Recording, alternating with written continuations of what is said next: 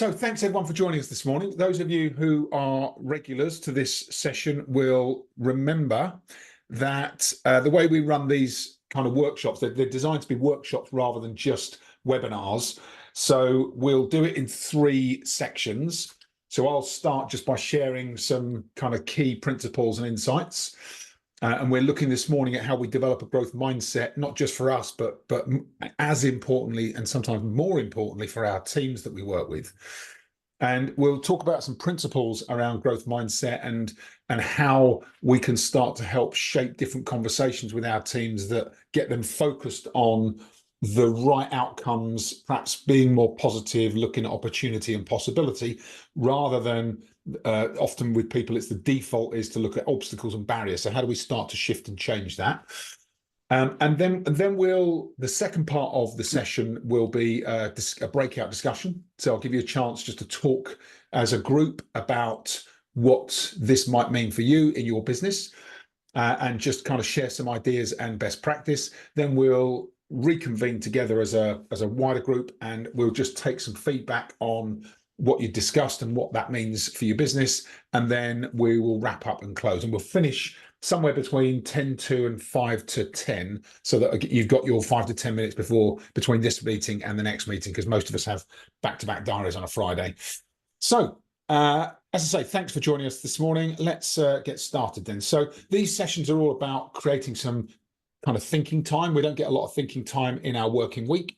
So Friday morning, the idea here is that we kind of step off the treadmill for an hour, think about some of the things, some of the challenges, some of the priorities in our business, and give you hopefully some space to start to think differently about how you'll handle and tackle some of the challenges that you're facing as leaders in your business.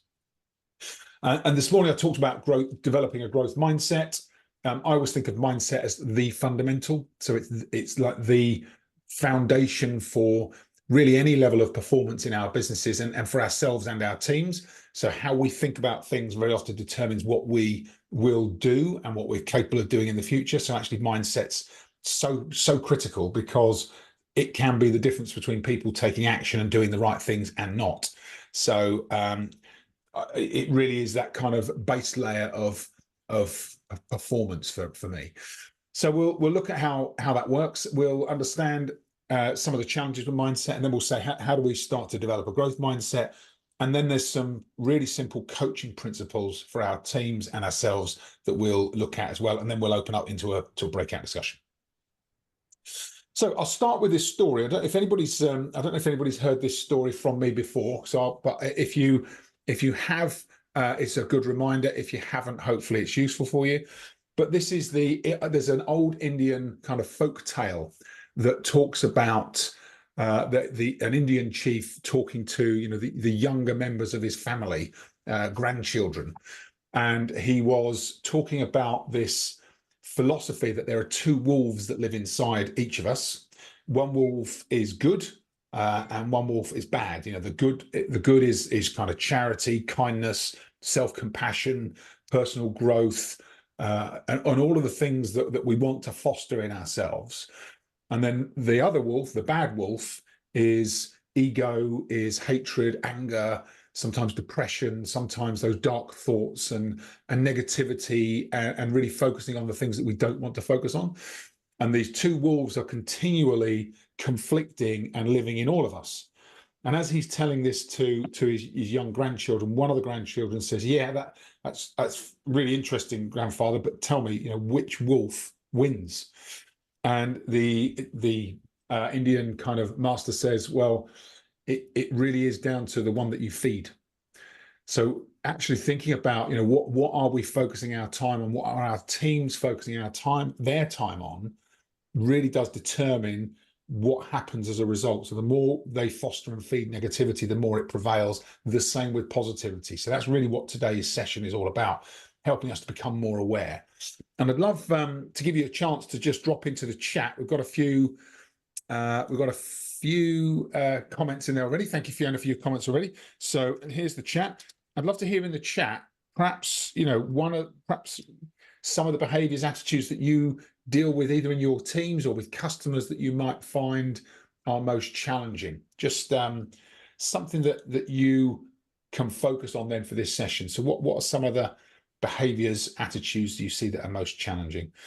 And the one, when I've been in leading businesses throughout my career, the big one for me has been, people who might say, "Oh, we've tried that doesn't work."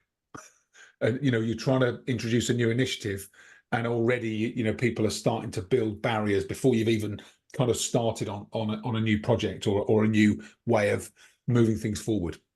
So really starting to think about, okay, what are some of those responses we get and how do we handle them? So I've got one here. Thanks, Chris. Unsettling the status quo of salespeople or customers. Yeah, so it's kind of that inertia where there's something that's happening today and you're trying to make a change or do something different. Yeah, salespeople, and you're right, salespeople or customers very often will get stuck in what we've been doing, or customers will get stuck in what they've been doing. Maybe even the teams will get stuck in what they've been doing, and then trying to change that it can be really difficult. Yeah, thanks, Chris. Josh says, yeah, the blame game. Yes, it's someone else's fault. Yes, marketing's fault. It's the product manager's fault. It's the customer's fault. It's might be your fault, Josh, at times. Hey, It's never my fault. Never mind. Yeah, that's my mantra as well. But it's always someone else's fault. It's always someone else's fault. Yeah, that can be really difficult to help people to take that level of responsibility as well. Yeah, thanks for those examples. Have those in mind as we go through the content that we talk about today. And the interesting thing about mindset, I listened to a podcast years ago by a guy called Tom Billier, and he used this analogy for mindset. And he said the people's mindset is like a fish in water. The fish doesn't actually realize it lives in water. It's just in its environment. And mindset's very often the same. The way that people think, act, and behave is so preconditioned for them, they don't even realize it's happening. So if you would say to somebody who potentially, meets everything you present in front of them with a negative comment or a challenge or an obstacle or that won't work, they won't even realize they're doing it. They'll just think that's normal behavior for everybody. And it's really interesting because it really is the analogy, the fish in water is really much like our mindset. And that takes quite a lot of awakening for some people. And so this morning we'll talk about the fixed mindset versus the growth mindset. And really we want to focus on the growth mindset. You'll have heard this analogy of one versus the other. And the way that there's some really interesting insights from psychology that I found fascinating when I first learned them.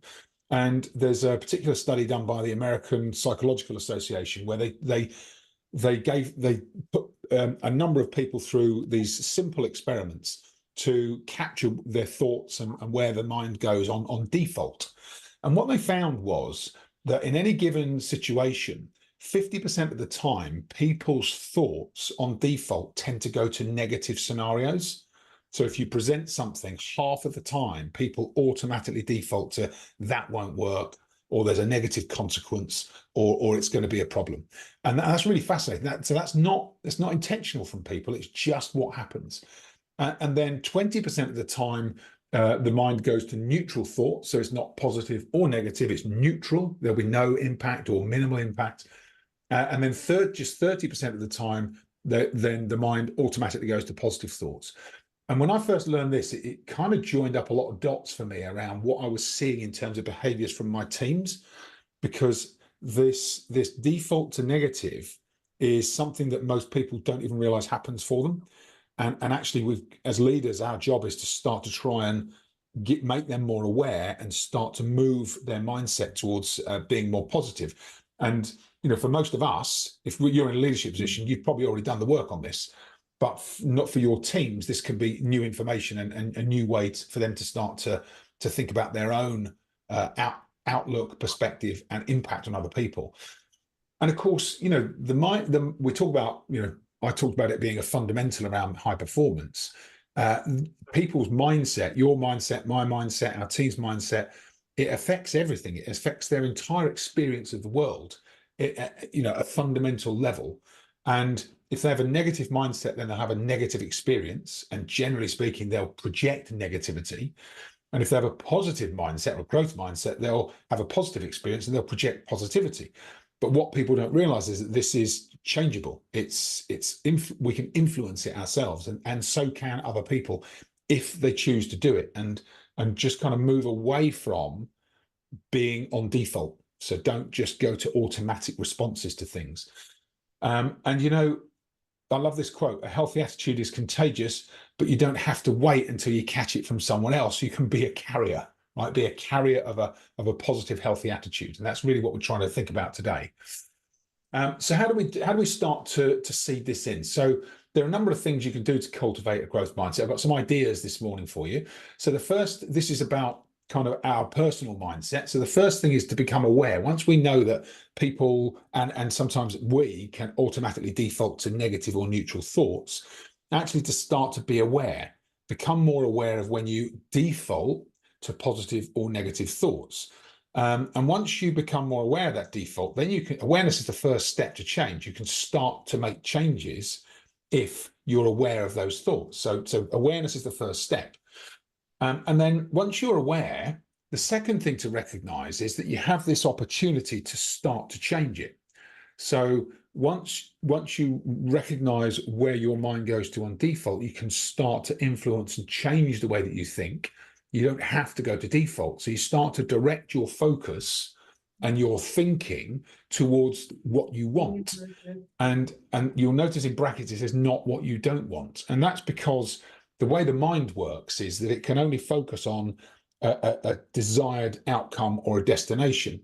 So if I said to you, and you might have heard this before, if I said to you, don't think of a pink elephant, right, you can't do it. So we have to say, what is it we want instead? So we can't say, don't think negatively. We have to direct the mind towards thinking positively. So might have to say, what's the positive outcome I want here? And if you don't focus in that direction, it'll automatically, your mind will follow the path of least resistance. And then third thing we can do is start to notice everyone has an inner voice. So this kind of commentary that goes on in your mind. And again, noticing that is really interesting, because most of the time that will follow the default thinking of the mind. So 50% of the time that will go to negative. And if you look at positive psychology and the field of psychology, they actually call the inner voice the inner critic. So that's the name for it. And what that means is that very often it will continually kind of critique and undermine most people by default. So what we need to do for ourselves and our teams is start to train that inner voice to become a coach, not a critic. So to ask more empowering, positively framed questions rather than negatively framed questions. And that can be a real game changer for people. Once you get that piece under control, and certainly in stressful situations, that can really help. And then the fifth thing that I found really useful. So I first learned these principles back in about 2003, 2004, when I took a neuro-linguistic programming diploma, so an NLP diploma. And they talk about a lot of these principles, but then they also talked about how the mind tends to slip back into previous behaviors. So actually, one of the ways to sustain some kind of change is to set up positive triggers in your environment. So set up reminders that help you to kind of become more aware of your default mindset. So maybe post-it notes, maybe reminders on your phone, maybe diary markers, alarms, all sorts of things can work depending on what works for you. But actually keeping this on your radar really does make a difference to how you start to change that default narrative. And then in terms of developing your inner coach, this is about thinking about the types of questions that we ask. So actually asking better questions helps us to redirect our focus. And of course, we can use this with our teams as well.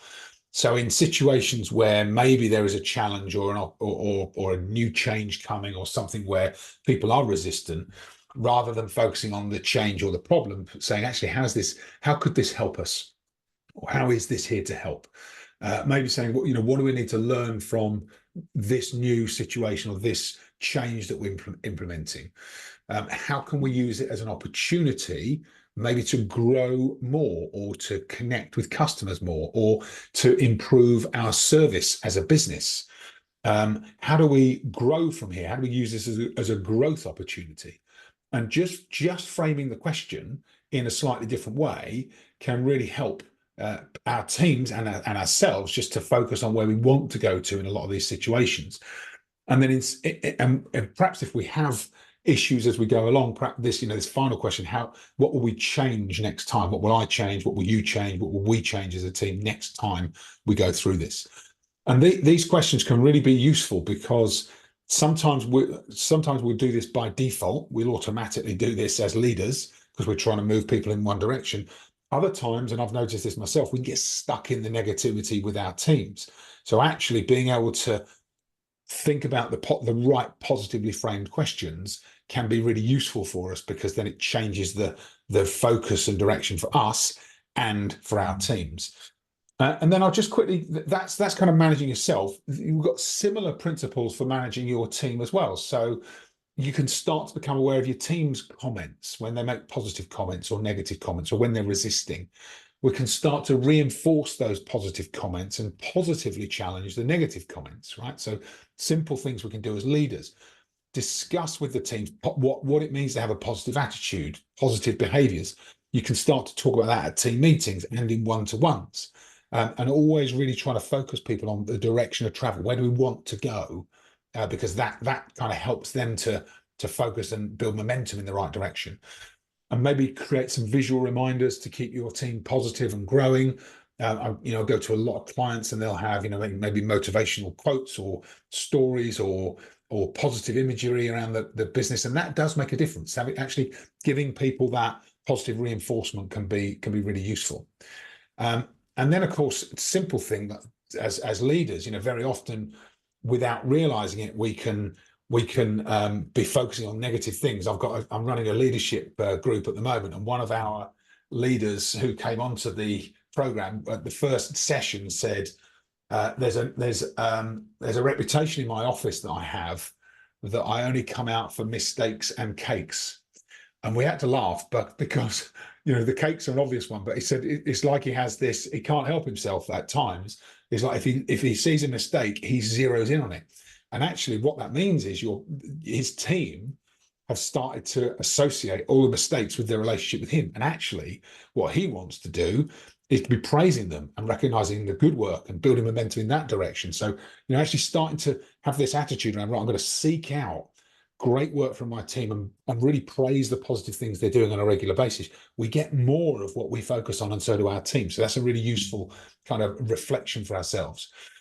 And then a quick bit on coaching skills, and then we'll open up some breakout rooms.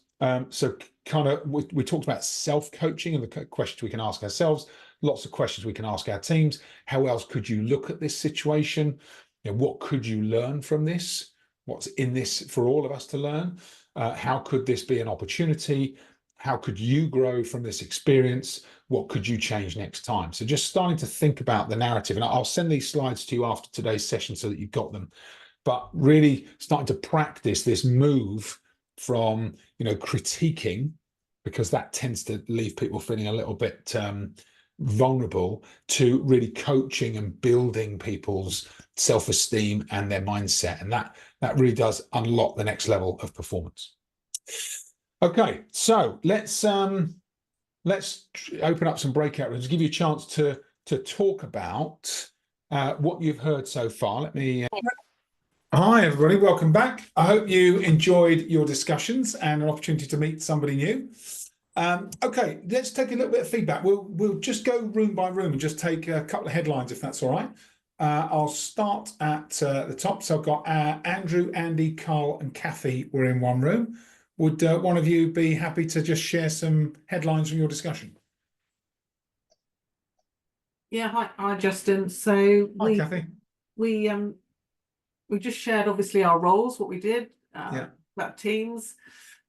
We had a little discussion around actually how you move people. And I know Andy's got, we all shared our own challenges, which is great. So it's really good to hear. Talked about appraisals a little bit. Radical candor, again, keeping it factual. We also and Andy also mentioned obviously the time of year, January. you know, people's mood swings around this time of year as well. So Yeah. that's just a bit of a summary. Yeah. Thanks, Kathy. And January does create a real opportunity for, you know, setting expectations, having those conversations about the year ahead, and hopefully creating a bit of clarity and momentum. But it does also come naturally with people feeling a little bit like, here we go again, it's another full year, and kind of almost focusing on the challenges ahead rather than the opportunities to deliver and think about their contribution to the business. And it does, as leaders, it's incumbent on us to start to change the way that people perhaps perceive, you know, that start of the year and the cycle that that we're going into. Thanks, Kathy. Yeah, really useful, really useful. Okay, next room was Caroline, Claire, and Denise. Who'd like to share from your conversation? I can jump in if you want, just for time's sake. Thanks, Denise. So we had a great conversation. The three, and Caroline and Claire, please tell me if I forgot something. The three big things that we talked about was when you're trying to get people to try something different, to grow, there's that resistance that can come from either, oh, that's too much work, or that's opening a can of worms, or been there, done that. Both Claire and Caroline were saying that they've got teams that are a little more tenured, so they feel a little bit like, you know what, we've done that. Whereas for me, I've got a newer team.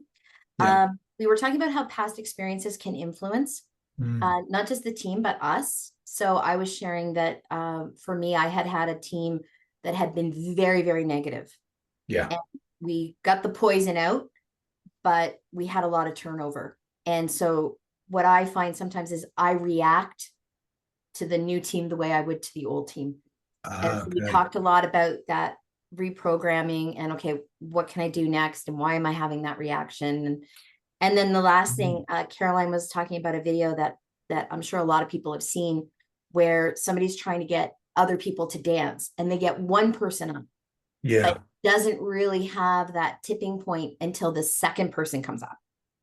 And getting that second person up that's what starts it. And so we were talking about finding your advocates, being aware of who your stealth bombers are, but finding your advocates and getting them on board, because you'll hit that tipping point where the rest of the team just comes along, and it makes it harder for people that are resisting that growth.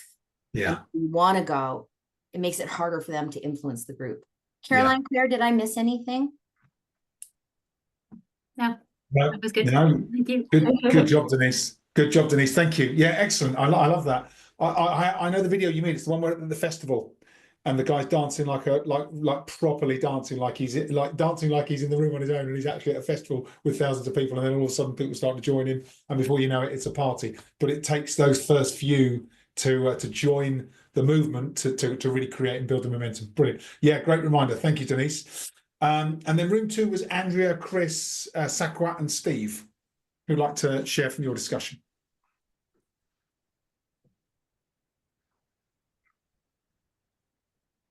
You're all welcome to go. Whoever would like to start. Oh, I'll go. Well done, Andrea. Thank you. No one else. Chris, were you going to go then? No, I think you do a good job, Andrea. So go for it. I think it was like, you know, just hearing of Chris that he's worked with you for, you know, he's been in sales for a long time, and you know, he's got a stint history of sales. So it was just really good hearing from him, even though how long he's been doing what he's been doing, that he finds things like this so insightful. Honest. So he just said that for him, it's just really great to come back to this and to be able to hear from you, and, you know, that kind of stuff. We were just more about reflecting on what we got from you. So for me, what was really big for me was like about the thoughts and the 50% that's negative. And I reflected back just on a couple of things that have happened to me over the last couple of days, and I thought, oh my God, I do go really negative very quickly. And it's just I'm kind of like, well, Justin, you know, the environment I'm in. So like, usually I've got a good mindset, but it just kind of, for me, it just really reflected back. And then for Steve, it was really interesting just to hear that he's worked with you before, and to just make sure that, you know, he wanted to hear back what you've said, and there's a lot of good stuff on here, and he thinks that there should have been a lot more people on it for you, because there's some great bits that they could get from it today. Well, thank you. And thank you, Steve.